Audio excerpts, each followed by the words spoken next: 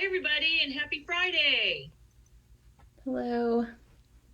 So, it's been kind of an interesting and very crazy week, and Jen and I wanted to pop into the channel today and talk a little bit about, for social media managers, what do you do during a crisis that's not about you? So, if you've watched any news this week, you know that we've had quite a few crises in America. And there are things that, even if the crisis is not actually about you, that as a smart social media manager, you should be doing on your channels. So what do we recommend? So we're going to show you or talk to you today about the 4 things that we recommend. So the first thing is, when you become aware that something is happening, a natural disaster, some kind of unrest, or a horrible accident. Think of any type of different crisis, whether it's natural or man-made. You want to stop and scan the environment. So what does that mean? Well, you don't just go on your own Facebook page and look at your own Facebook page, because that's a little bit of a bubble. But what you need to do is stop and start hitting up news sites or news apps. And if you are worried about these things happening repeatedly, then you should have some things on news alerts that are sending you breaking news information. And for example, I knew a friend who was in PR for the Red Cross, and so she had regional alerts based on weather for tornadoes and hurricanes, right? So she always got breaking news when things were happening. Makes sense. Now you're a little more prepared. So when you stop and scan the environment, my recommendation is that you look at least 3 or more sources, if you can.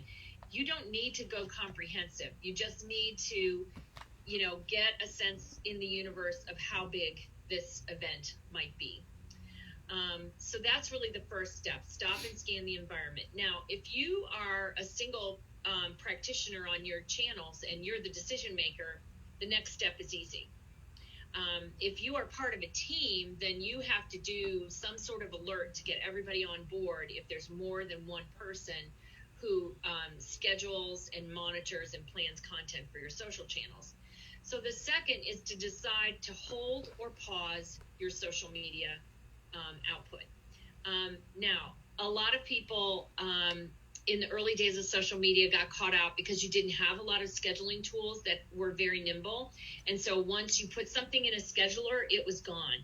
Well, today you have a lot of ways you can, depending on the tool you use, you can pull it back to drafts. Or, for example, we have one client on Sprout Social. You can hit a pause button and it pauses everything in that group. So fancy.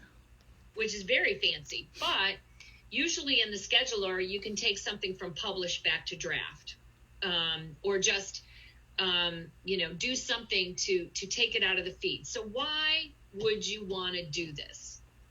Well, there's 2 factors about holding or pausing your social media. Number one, if it's a national emergency, you need to get out of the way and let real information come through to people who need it on those channels.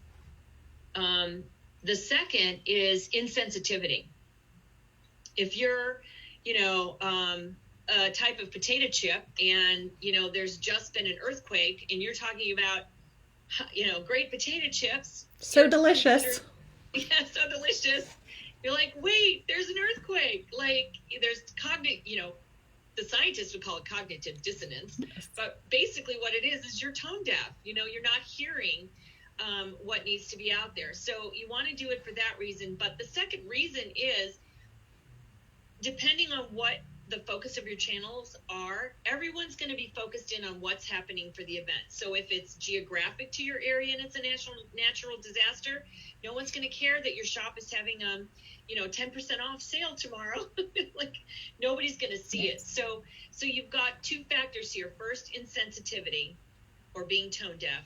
And the second is no one's going to see your stuff. So it's kind of like wasted time. So if you pull it all back to drafts, take a moment and pause, then you can determine some of the next 2 steps, which Jen is going to talk about. But what we usually do is take the evaluation after every major news cycle. Now, we say the news cycle is 24/7, but there's two big still news dumps each day, and that's 7 in the morning and 5 at night, roughly, depending on your time zone. So we usually look in 8 to 12 hour increments. So we'll hold for 8 to 12 hours and then maybe another 8 to 12 hours and evaluate. So anyway, so those are the first two things: stop and scan your environment, then hold and pause your social media. Absolutely. And so next, something that you want to think about doing, and this is a lot going to depend on your brand and your policies and things like that, is if you want to acknowledge or wade in. We have clients who comment on current events and things, and then we have a lot of clients who have to remain apolitical and have to be really careful about the things that they talk about and address. And so they're a lot of times very quiet depending on what it is. So some of that is going to depend on your policies, what type of channels or businesses you have, and also your history, because you don't want to look like depending on what the crisis is, you don't want to look like you're virtue signaling. Can't talk today. Yes.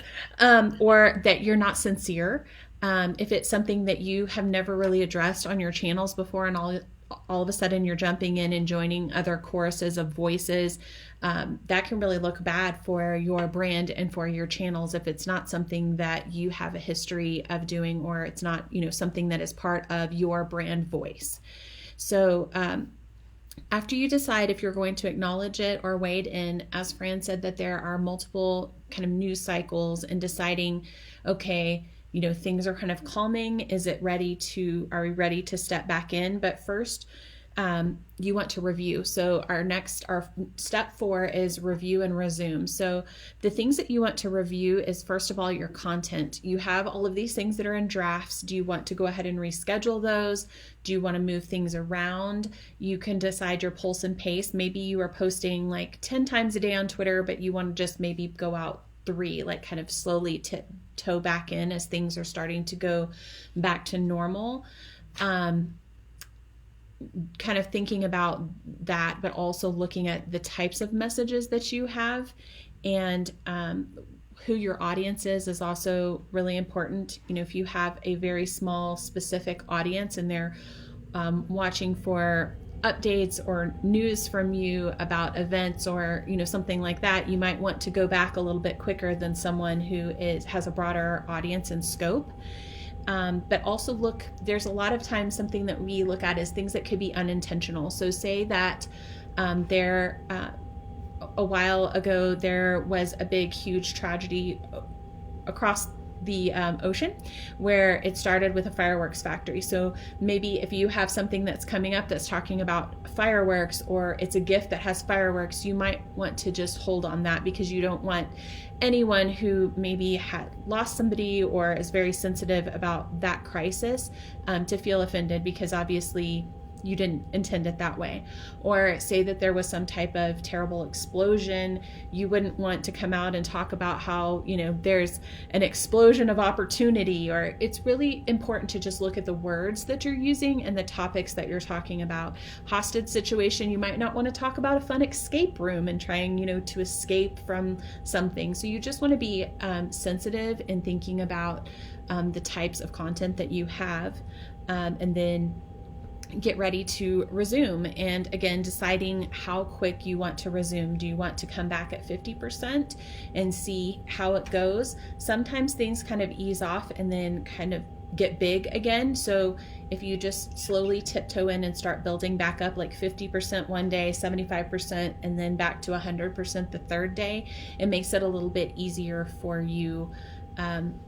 And it's not so stressful when you have to pull back again. I know with COVID, when everything kind of came out, we had a lot of clients that were like, stop and start, and maybe and no.